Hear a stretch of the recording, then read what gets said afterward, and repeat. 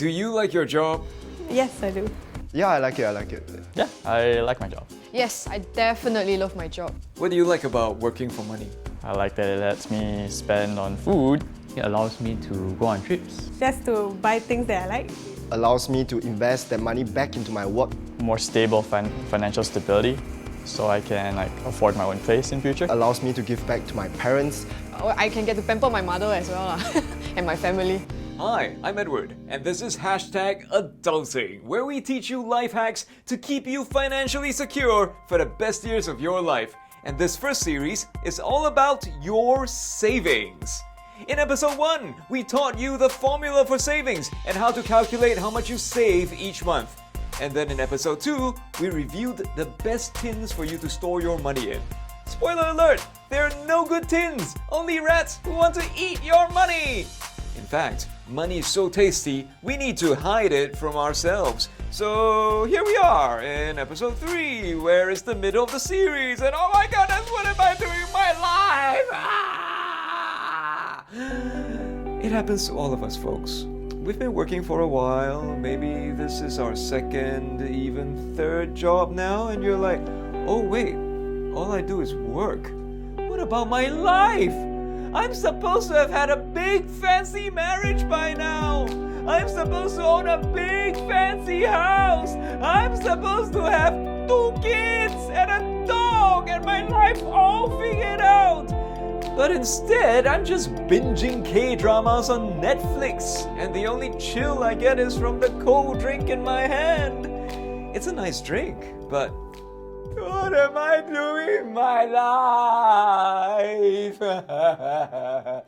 If you haven't figured it out by now, this episode is all about surviving work. And the thing about work is that a lot of the time, it sucks. To compensate, we use the money we get from work to buy stuff to make ourselves feel better. And before you know it, you're stuck with a pile of parcels you bought from last year's 11/11 sale that you don't even want to open. And it's not just online shopping. You literally start changing your consumption patterns. And by that I mean what, how, and where you eat. You start to eat out more because cooking is troublesome. Eating at fancy restaurants makes you feel important. And drinking at fancy bars makes you feel like you're part of the elite in crowd. Staycations at luxury hotels make you feel like you've arrived.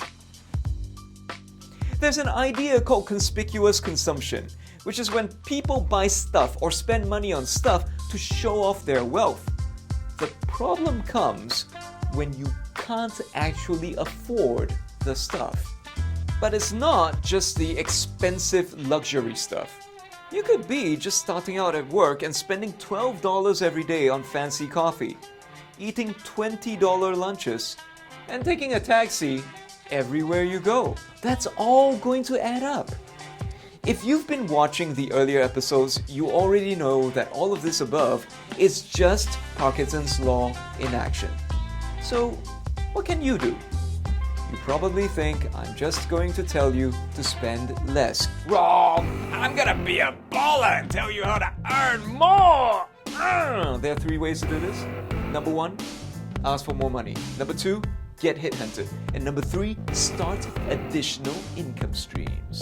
The first and easiest way is to just ask your boss for more money. It's all about research, preparation, and timing, or the what, how, and when.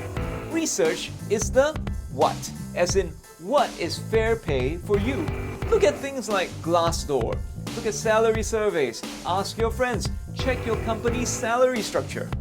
Preparation is the how, the evidence your boss can use to ask their boss for more money for you. Get these things on hand, your KPI numbers, the tasks and projects you completed, your value add, and your contributions. But don't talk about your personal finances. Timing is the when. And if you haven't gotten a decent raise in over a year, you definitely want to consider asking for one. Align it to the company's raise and budget cycles, and avoid crunch periods when they have no time to entertain you. Got it? Cool. Second way, you want to get headhunted.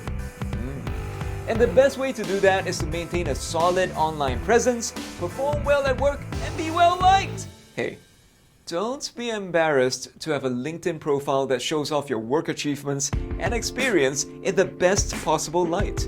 It will literally make you more money.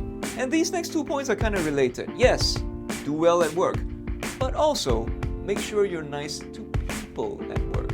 So when a headhunter asks your colleague if there's someone they'd like to recommend, you are top of the list.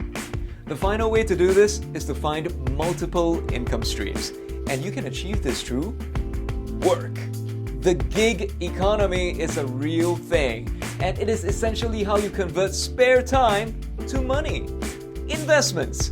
Invest in things you understand. Buy shares in a bank you keep your money in, or the supermarket you shop at, or even lend money to a government you trust. Don't just anyhow invest in something though because your auntie tells you to. Income, or more specifically, income-generating assets. Buy a house and rent it out, or if you can afford it, buy land and develop it. And if you give me 15 minutes of your time, I will show you how to create your own e-commerce business. But you must pay me $5,000 first. Yeah, be careful about these so-called gurus, folks. Please, do your due diligence. And here's the awesome thing about the whole multiple income stream setup. It's a lot of work, and a lot more work, but mostly different kinds of work. So you'll be doing a whole bunch of different things every day rather than just the same thing. That's right. My life hack solution for you hating your work is more work. And that's it for now. Don't forget to watch episode 4 where we ask if 100k is a reasonable amount to aim for, and we discuss #goals because we're all about helping you get there. Yeah!